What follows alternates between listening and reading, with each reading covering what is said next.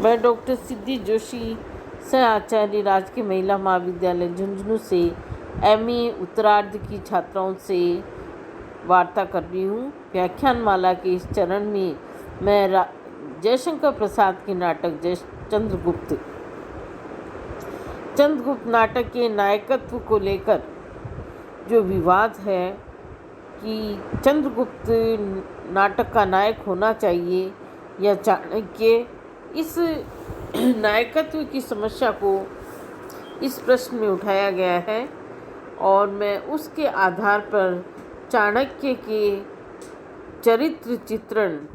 चरित्र की विशेषताओं का सोदाहरण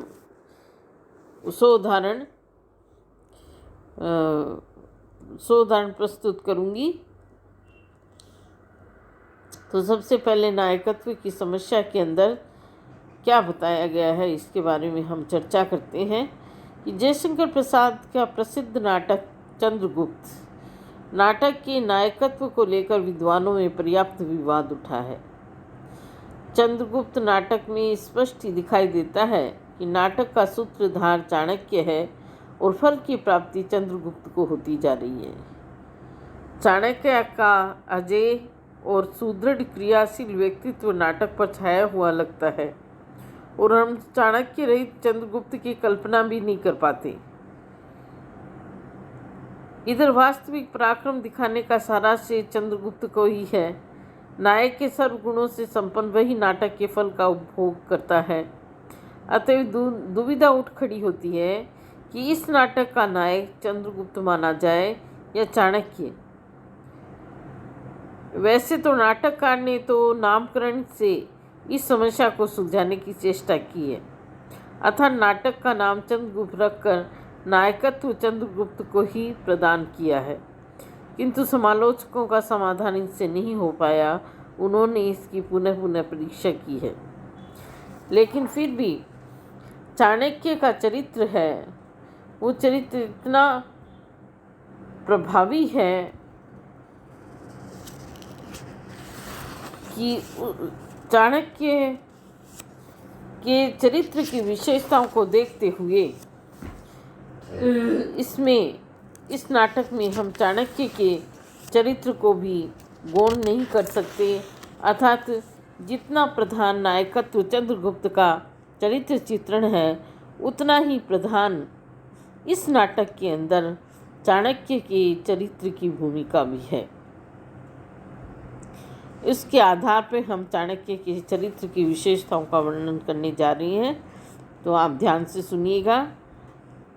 भारतीय जनश्रुति की कल्पना ने जिस चाणक्य का चित्र अपनी स्मृति में बना रखा है, प्रसाद जी ने इस नाटक में उसे लगभग वैसा ही अंकित किया है।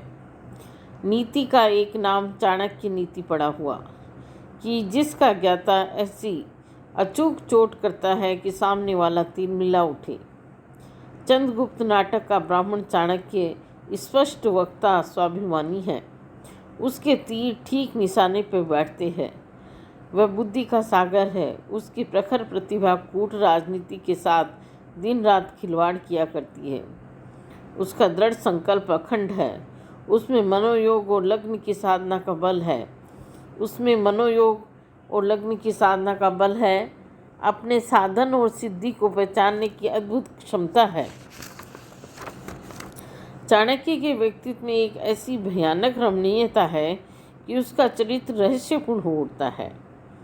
उसके दर्शन मात्र से लोग प्रकंपित हो उठते हैं, किंतु उसके बिना काम चला पाना असंभव है। अपने इस भयानक व्यक्तित्व का उसे भी आभास है। तभी तो वह आंबिक से कहता है, राजन, तुम्हें भय तो नहीं लगता? मैं एक दुर्नाम मनुष्य हूँ। मगध विप्लव से पहले ही वह अपनी इस भयानकता को पहचान लेता है। भीषण रव से सब जैसे चाणक्य का नाम चिल्ला रहे हैं। चाणक्य तीक्ष्ण और दूरदृष्टि वाला था। ये चाणक्य के चरित्र की दूसरी विशेषता है कि चाणक्य की तीक्ष्ण और दूरदृष्टि बुद्धि का पता नाटक के आरंभ में ही लग जाता है, जब वह अपनी शिष्य मंडली को आसन्न विपत्ति की ओर से सावधान करता है। वह केवल शिक्षक ही नहीं है, उसके भावी जीवन के कार्यक्रम का बीज तक्षशिला की दूरवी संधि में ही जम जाता है। उसके शुद्ध ब्राह्मण हृदय को ये बात कचोट रही है कि आर्य जाति पतन के कगार पर खड़ी है, एक धक्के की राह देख रही है और अविश्वासी क्षत्रिय आपसी फूट और द्वेष के कारण उसे धक्का देने का प्रयत्न कर रहे हैं।